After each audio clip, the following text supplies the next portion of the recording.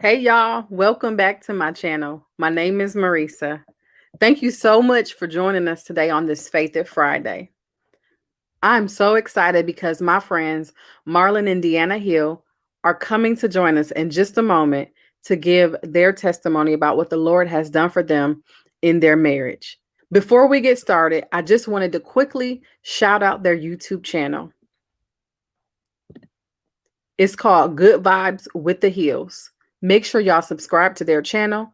They're just getting started, but I believe some wonderful content is getting ready to come your way. So, again, thank you for coming to this Faith It Friday. Welcome. I know that you're going to be encouraged. Hold on to your seat because they drop some nuggets that are definitely beneficial. Before we get started, please make sure to hit that subscribe button below for more videos on how you can be encouraged, motivated, and inspired to live your best dash. Let's get over to that interview.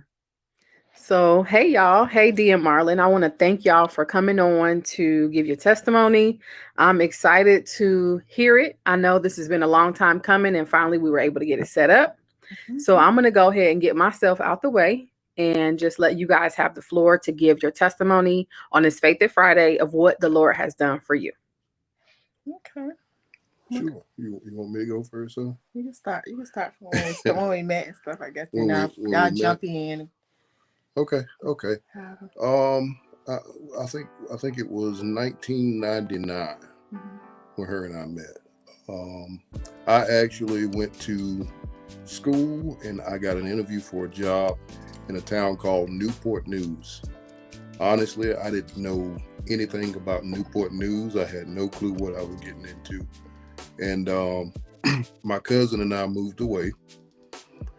And he became affiliated with some folks that played basketball. So those folks that played basketball would continuously ask me to come. And what I found out is actually that it was a girls' team. Now I had a certain image of women that played basketball, so I didn't want anything to do with that. But he continued to push me to try to go. Eventually, I decided to go, and that is actually where I met Deanna. And honestly, she was in awe as soon as she seen me. And the rest is history. Now, on a serious note, though, that's where we first met. It initially started as a friendship, and from that friendship, we dated we were an item for about 6 years, 7 years. Well, before 7. marriage. Yeah, 7 years. We got married in 06. Got married in 06. And You better get that date right, Marlon. You better get that date right. I got a good story for that. Like I got a little flip for that. And what it is I'm not keeping track. It's for life. So I know that's right. Good way to clean that up. I know that's right. Come on here. Good, wasn't it? It was good. So I mean we've been an item ever since. And I will say that for anybody that's considering getting married, anybody that is married and going through something, it is not easy. It is not easy. What I've learned is there are particular parts in a unison that are put into each other, and we tend to fight each other and not use those skills that each other has to our advantages to move forward. So we actually attended, we took it seriously, marriage counseling. We did marriage builders. We did the literature. We did the exercises. We did the discussions. I mean, we were fully invested. Now, I must say that when we got into it. Go ahead. Oh, you go ahead, man. No, I was going to say the marriage builders was later. I'd say the marriage builders was maybe 4 years ago. Yeah. 5 years ago. I never heard of marriage builders before then, but if it was one, we didn't know about it. But I'm gonna start from back up a little bit. So I think it took us a long time to get married because I believe it was just like, I guess I would say I wasn't ready. He might have been ready. I wasn't ready. We both come from backgrounds where it was like a nasty divorce, or his situation, that parents separated. Mine was a nasty divorce, and it left me kind of like, broken and all. So that's what I was talking about when we went to lunch a little bit. But yeah, I would say it took that long, 6 years or so, because I don't think I was right. I guess I was thinking marriage would be like what my mom went through. So I was scared. I wanted to take my time. But so yeah, from 99 to 06, we dated, and we went through some stuff in between there. You know, he came back home and I was there. It was, you know, crazy, weird stuff where, it's like I didn't know, we don't know if we was going to be together anymore. And our 20-year-old at that time was young, maybe 2 years old, 3, something like that. So I actually ended up moving up here to get away from Newport News and to be with him after he came here. And maybe a few years after I came here to Greenville is when he proposed. So I think it was perfect time. And, you know, people say, why y'all together so long? You gotta get married when you don't have to explain everything to people, but, you know, it's like, it wasn't time, you know? So, let's see. The Marriage Builders was something just basically, I would say it fell in my lap. I was at work at TD Bank, and I'm not sure, we was kind of going through some things then, but so, I don't know if you ever met Jessica Duckett, but she had came to me, and at first we was going to a life group of Jason and Alicia Linton, and the life group turned into marriage group a couple months later. We didn't know what it was, and we was like, okay, let's go ahead. I think it'll help us. So then Marriage Builders actually helped us a lot in ways that we thought, you know, I don't know if he thought, but I was thinking, like, I thought, you know, we knew a lot. Little did I know, we didn't know that.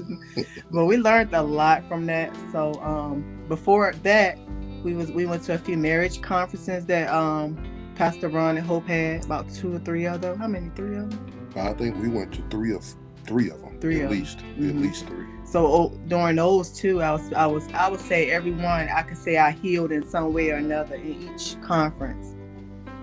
And then the Marriage Builders helped too. I'm just glad we invested in our marriage, because if we did, I don't know if it would be as strong after going through the things we went through. But I would always say invest in your marriage. You know, don't worry about shoes, clothes, and all that all the time. Travel, we love to travel, but investing and learning more how to be, better for each other.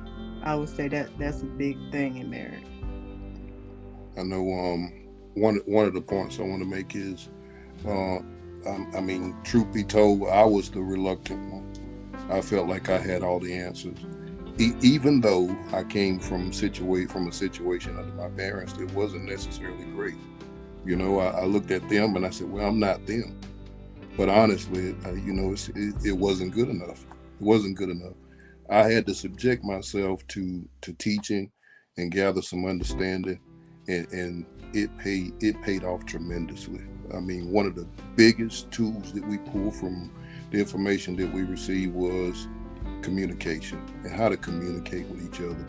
And love language. Mm-hmm. And those barriers of communication, you would not believe how many marriages that breaks down.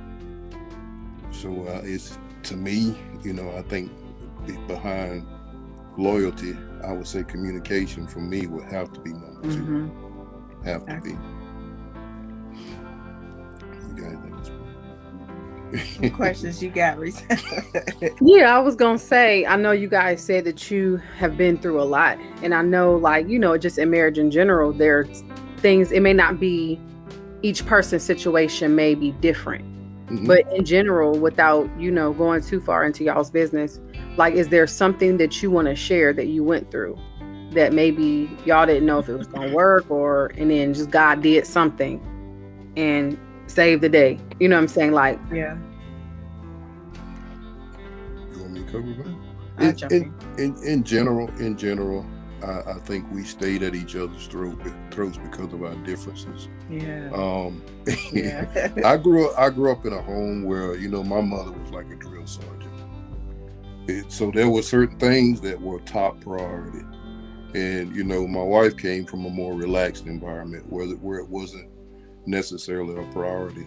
So you had two different extremes. Cooking and everything. Oh, yeah. Yeah, he can't, you can finish, but sorry. He came from his grandma and mom making him come in the kitchen and help cook since he was a little boy. And mine was total opposite. Get out of the kitchen, we cooking. So when I met him at 18, he was already like cooking full meals and all that. I'm like, wait. At first, I didn't believe he was cooking until I saw him my own eyes. Let me mention the taste of the food. Oh my That's part of God. what got on me. Just putting that out there. Go ahead. I'm sorry. Now that he put that out there, he gonna have to cook, and we gonna have to come Right, eat. So that was the invitation. Right. Like he did say that, like as far as cleaning, he was like really, really, really, what's the word I'm looking for? OCD. And when we had our little one, it wasn't as she started to grow, we had bigger house, and it was just like that's where you could tell the differences in the upbringing and more of that sort. Trying to think what else as far as the background different cooking and cleaning, coming to a mutual place, I guess. Yeah, and I'll say coming to a mutual place was difficult because like when people come together out of separate upbringings, then you come into this thing thinking what I came from is it's gonna be it, mm-hmm. And then the other person does the same. So it's kind of humorous to talk about it now, but I just realized how we were at each other's throats for some of the dumbest things. Ultimately what matters is when it's all said and done, it's two things you're doing. You're creating an example for your children of how this thing is supposed to work, and then number two is you're in this for life. I mean, when you want to die and be buried next to that individual that you call your wife or husband. I mean, at the end of the day, that's all that matters. And there's so many things that are selfish about us that we just continue to fight each other. And I encourage anyone that's at that point to just step outside of yourself and just look over yourself and see how you're responding, see how you're acting, see how you're treating that other person. And if you do that, I can assure you that you'll just realize that, some of these things we fight over don't matter. And when he say fight, he mean disagreement fuss. For somebody to be like, oh, they be fighting each other. No, that's so good. Like, you just talking all these bells and whistles that are going off in my head, and I wish I had paper in front of me, but I don't. So I'm gonna just say or ask you, was there something that happened what is it that happened that filled that in to where you weren't drill sergeant with her anymore and she wasn't completely laid back or with everything? I'll tell you all day. It was the marriage conference. Mm-hmm. Under Apostle Ron, and one of the things that he taught was the differences between men and women. He talked about the basic needs that we develop and lack as we grow into adults that create dysfunction into our adulthood. So it was the information we received from there, and I'll be quite honest with you, it was repetitive. But I'm telling you, he would put a spin on that thing to where it'll hit you way different the second time you hear it. So, I would say having an open heart and being willing to listen and committing to, just getting along and working this thing out. That's what it took. And my wife is the one that kicks things like that off. When we went to Marriage Builders, I didn't want to go. When we did the marriage conference, I didn't want to go. I didn't feel it was necessary. But when we walked away from these things, it was so rewarding. And now I'm at a point in my life where I can't do without it. I mean, nobody has it right at any point all the time, regardless of what you've gone through. You can always subject yourself to some teaching to help your situation. Mm-hmm.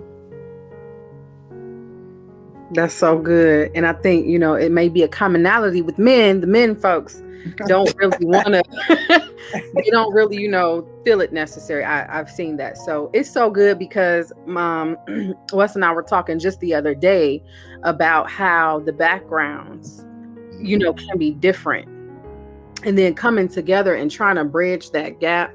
And so we talked about how, we bring what each other has seen. So I brought what I saw coming from a 2-parent home My parents had been married for a number of years, and then he came from a single parent home, Right.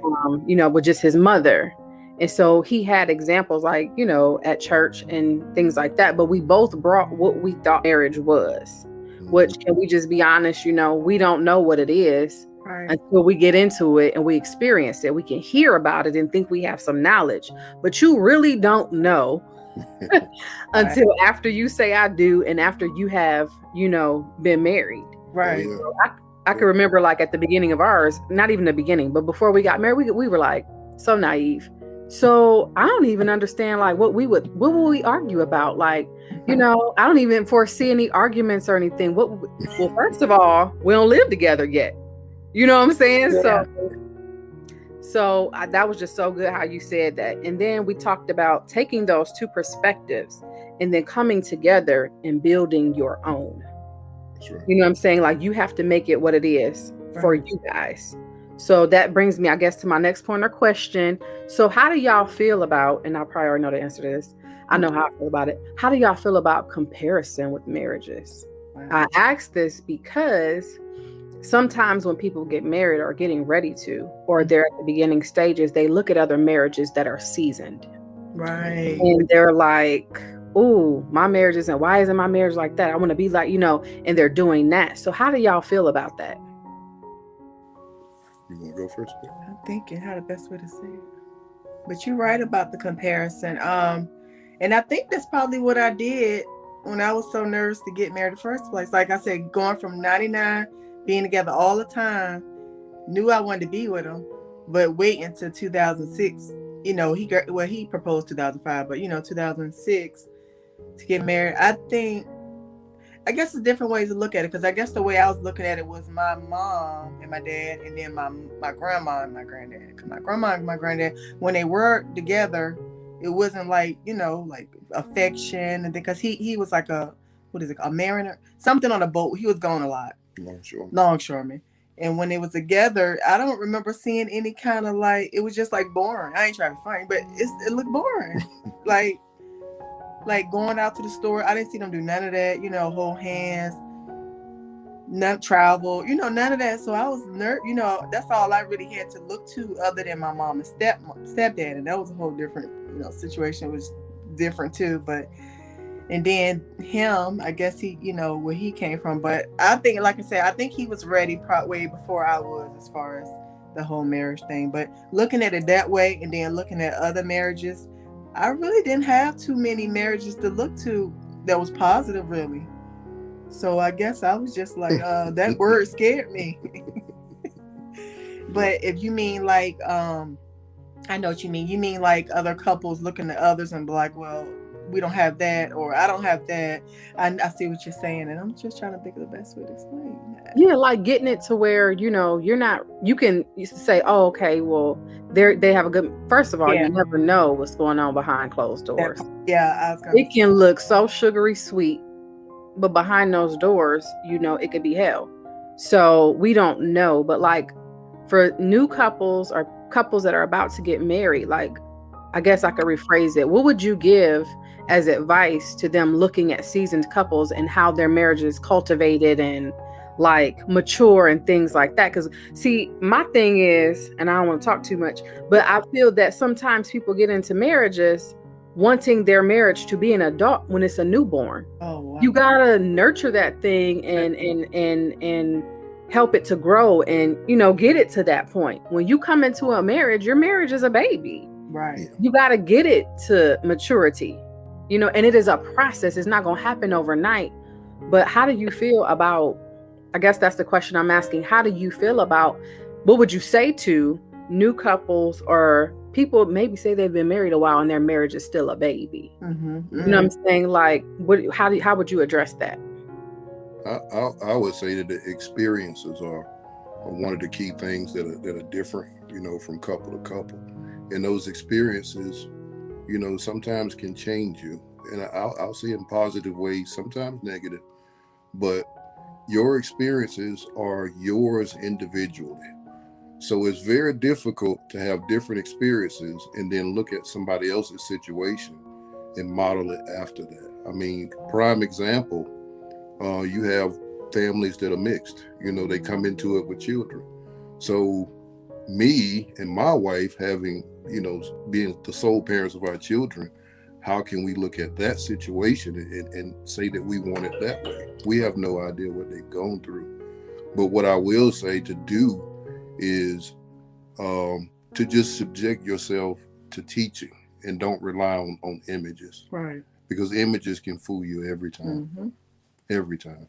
Like, honestly, we talk about this all the time, but the marriage builders we went to, we didn't really get deep in it because I really didn't think they can handle some of the stories, like, because I heard one of them say something like, oh, I want to be able to stand or be there or stay there if this happened, and I'm just like, okay, well, y'all ain't ready for the stories we have, so, I don't know, like, I guess it compares to that, because what if they do have that? And they seem to be so in love and deep and this and that. But if they have that, is it all thrown in the trash can? Are y'all willing to work through it? Are y'all willing to get counseling, Yeah. I mean, when it's all said and done, I'll give a prime example. I won't use any names, but, I just remember going to an event with another couple and, that were having issues. But me and my wife, we were in a good place. And the individual looks at me and says, man, you're terrible. You won't even hold her hand. And I'm like, that's a dumb comparison. Right. It's a dumb comparison. Right. So let's not look at the outside. Let's subject ourselves to the proper teaching and let's work on ourselves, And the one that said it wasn't acting as if he was married anyway outside, so it was really crazy. But yeah, I wasn't gonna go that deep. No, I'm just saying. Yeah. But I mean, it's dumb to compare. It is. And I think in each marriage, I would compare it to, if you hold something that you can share with others, I consider that a gift, and I feel like God forbids us from comparing our gifts. So. I mean, it's totally unnecessary. But what we can do is we can share what we can bring to the table. And what I may be able to bring to the table, another couple may be, more experienced in that. Mm-hmm. And they can bring that to the table. Mm-hmm. But never look at any one situation and think it's just absolutely perfect. Right. You'll find out that it's not. I mean, every single time. Yeah, I was going to say there's something that you're not seeing. Exactly. Right. So, yeah, I heard somewhere that comparison is the thief of joy. Yep. And I just find that to be very true. So last thing I want y'all to speak on, if it's okay. Yeah. Sure. Seasons of marriage. What do y'all have to say about seasons of marriage? Because we know it's not just right time all the time. So in those seasons where, it's cold outside or the leaves start falling off the trees, what do you do during those not so great seasons? Think about That's a good one. It is. Because I think Pastor Ron spoke about that one time. Yeah. I forgot the way he's worded it. Yeah. So while y'all think, I'm going to just go ahead and shout out Pastor Ron and Pastor Hope at Redemption East and all they're doing for married couples. My husband and I have not gotten to experience any of the marriage conferences yet because we're newbies, but we certainly look forward to it. So shout out to, if they ever see this, shout out to Pastor Hope and Pastor Ron at Redemption. Right. Definitely.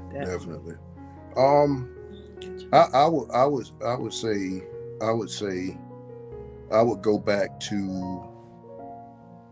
what I said about evaluating self. Just if you're trying to get it right, sorry.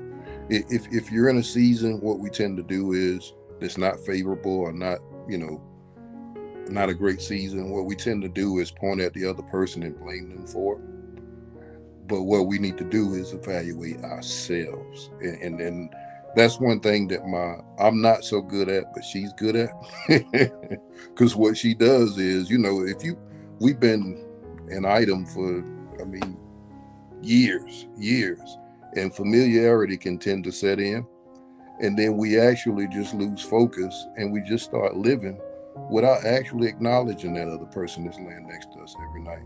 So we got to continue to show them that we appreciate them, and we got to try to keep this thing fresh. I mean, that's what we have to do. But the only way you're going to do that is if you can train yourself to snap out of life sometimes, and just step on the outside and look in and evaluate yourself. Yeah.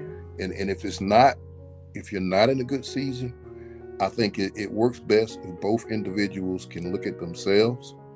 And if you communicate with your spouse about, maybe a deficiency or something in them, we just have to be mindful of how we communicate that. Mm-hmm. It cannot be in a pointy fashion. It's got to be. Should go to God first, really. Yeah, definitely. Yeah. Definitely do that. Definitely do that. But also, just, and I heard it 100 million times, and people laugh sometimes when folks say it, but those "when you I feel" statements, oh my gosh, they work. But that's what I got to say about that. I don't know if you got anything else.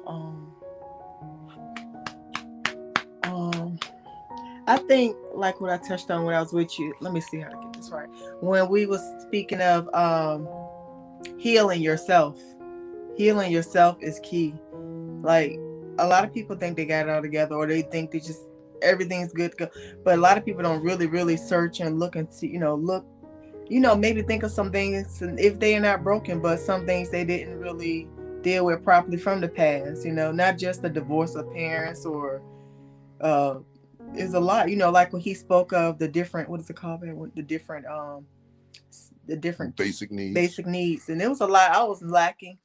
So when I really finally sat down and talked to God, and over time, like, he dealt with me with that, with word and healing. I could feel myself get stronger and stronger in those areas and ways.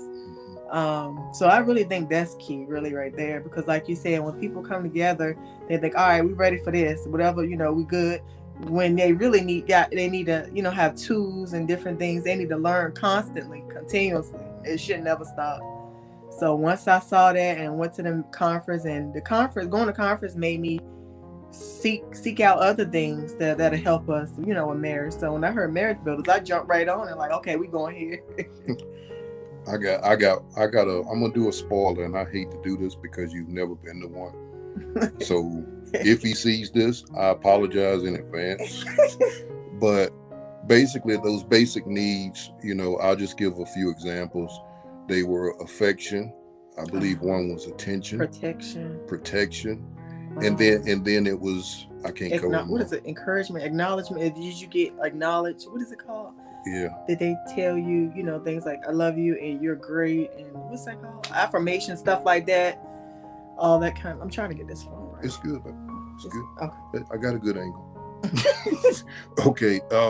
Those basic needs. Mm-hmm. It actually puts you in a situation where you were forced to acknowledge the ones that you didn't receive growing up that could have potentially brought you into adulthood with all kind of inefficiencies. So what we were told to do was to acknowledge those, and then we were to write a letter to our parents about those inefficiencies, and then we were made to take those and nail them to a cross. Yeah. Nail them to a cross. It was deep. I'm telling you, it messed me up. It messed me up.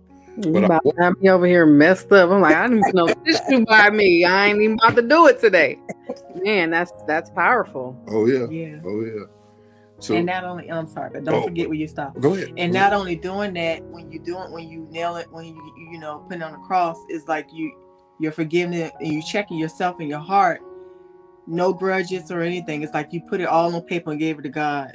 Mm-hmm. That was deep right there. I needed it. And it's one more bomb. I'm sorry. I got a big mouth. They'll be ready to be God. But one of the things also that we learned about those needs that don't get met is that when we get married, we tend to try to force the other individual that we're married to be those. Yep, to finish. So by nailing those to that cross, we gave it to God to be that, because that spouse of yours is not going to be everything that you didn't get growing up. And what we do is we place that expectation on our significant other, and it creates dysfunction.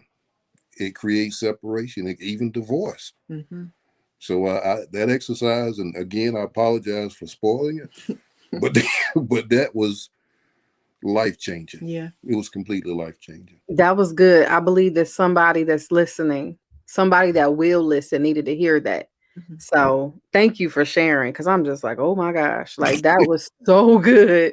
I'm like, all right, when we have the marriage conference. So, um, but yeah, that's so good. There was a thought that I had. I'm trying to remember what it was. Oh, something that he said about loving your spouse. Mm-hmm. Pastor Ron said about loving your spouse. He Mhm. said, I love you. And he said, leave it at that pretty much, because as soon as you say, I love you, because Mhm. now you have attached Mhm. conditions to it. That's right. I That's was right. like, Remember? "Ooh, Mm. man, he be dropping them bombs He like, does. He does. mm-hmm. So I don't want to cut y'all off. We have plenty of time. But I just wanted to know if there's anything else y'all want to cover, anything that you want to touch on that you have not. I would say that so for newlyweds or people's looking to get married, I would say try to pray to God and seek someone that can really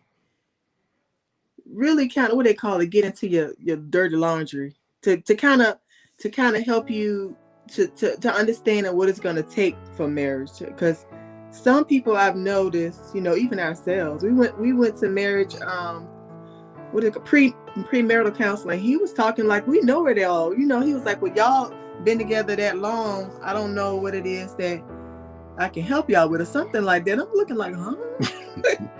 Somebody gonna kill us over that. Please. No, that. Go ahead. But no, it's just, I would really say, I'm just thinking of it like, say if I had a little sister or a cousin getting married, I would really, really, just like we just did with you, I would really try to, get them to understand what they're going to be signing up for. Because it's not like, I really don't like to hear people just talking about the wedding, and not what's after the wedding. It's like, that's the big moment, but you say, what about, after? It's like they're bored, or it's like, well, what's next? When they don't really have no kind of idea of what it takes. I would say that would be the main key right there. Other than that, maybe some kind of, some like healing of the heart, to kind of go into that thing stronger than I did, other people may. Man. Yeah, and I guess one thing I would say is to try to fully get to know that other individual. There are some things that are going to come out later, but you want to see them, when they're broke and don't have money. Right. You want to see them when they don't feel well. You want to see them when they get betrayed. Mm-hmm. You want to see them, when they're frustrated with you, because I feel like people enter into situations, where they're unfortunate, they may be getting abused or something like that. Mm-hmm. And they're with somebody who they don't know. So I would say take your time and make sure you see this person in every season of their life. Right.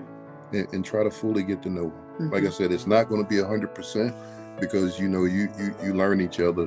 Yeah, that's time. Sometimes it seems like daily, but just fully get to know this individual. Mm-hmm. That's so good. Y'all are awesome. Like, I'm so glad y'all came on, because we haven't even had a chance to talk, like this about marriage and stuff like that, or really just had the opportunity. Well, Dee and I did the other day, but just to kind of discuss some things. And thank you guys for coming on this platform, to help other people. So, I know testimonies and words that we give can be freeing to us and also other people. So I know that you guys are going to help a numerous amount of people, especially, those who are watching and those who will watch. So I would be in the wrong if I didn't ask you guys, and you can refuse me if you want, but if you wanted to just leave a quick word of prayer for those couples who may need prayer. Sure. Okay. Sure. Dear Heavenly Father, we just thank you for this opportunity just to use our lives and our marriage and our experiences just to strengthen others. Yes. We know that unity is so important. Yes. We know that it's fulfilling. We know that it actually feeds behaviors and habits of children. So we just want to be able to be a light. Yes. And hopefully we can create lights that can create more lights. And just show people how to function as a unit. And just let us thank you, God. And I'm getting off of the topic of marriage, but we thank Him for the excommunication of coronavirus Yes, Lord. from our household, from your household, Yes. from our bodies, from your bodies. We thank you for life, health, and strength. We thank you for everything that you're providing. And we thank you. And we're so thankful that we don't want to take anything for granted. Yes. Let us wake up each morning in a spirit of gratitude, Yes. and let us acknowledge you, and let us be grateful for everything that we have. Because if we put that in front of us, God, then nothing can topple us. Nothing can affect our mood. Nothing can unmotivate us. And we just want to lift you up today. And not just today, many other days, until the day we die. And Lord, we thank you. We give you all the glory, honor, and praise. Amen. Amen. Amen. Amen. All right. So thank you guys so much for coming on again. If you got another testimony or something you'd like to leave, you know to hit me up. Yeah. So thank y'all. Definitely. I appreciate it. Definitely.